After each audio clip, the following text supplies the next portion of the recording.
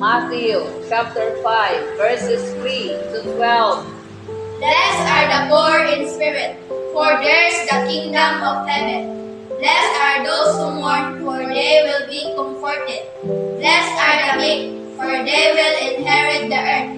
Blessed are those who hunger and thirst for righteousness, for they will be filled. Blessed are the merciful, for they will be shown mercy. Blessed are the pure in heart, for they will see God. Blessed are the peacemakers, for they will be called children of God.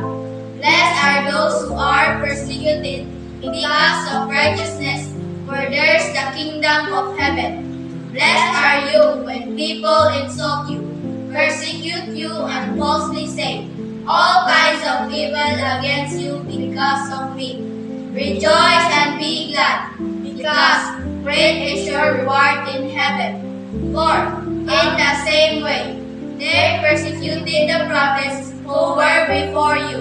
Ephesians chapter 6, verses 10 to 18. Finally, be strong in the Lord and His mighty power. Put on the full armor of God, so that you can take your stand against the devil's schemes.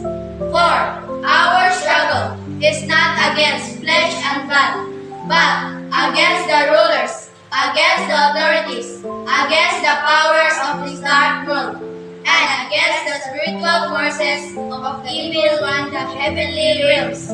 Therefore, put on the full armor of God, so that when the day of evil comes, you may be able to stand your ground, and after you have done everything to stand, stand firm then, with the belt of truth buckled around your waist, with the breastplate of righteousness in place, and with your feet fitted with the readiness that comes from the gospel of peace.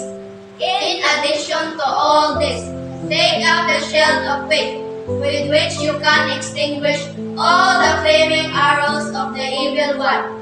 Take the helmet of salvation, and the sword of the Spirit, which is the word of God, and pray in the Spirit on all occasions, with all kinds of prayers and requests. With this in mind, be alert and always keep on praying for all the Lord's Guide people. me through each day. In your mercy I'll find my way.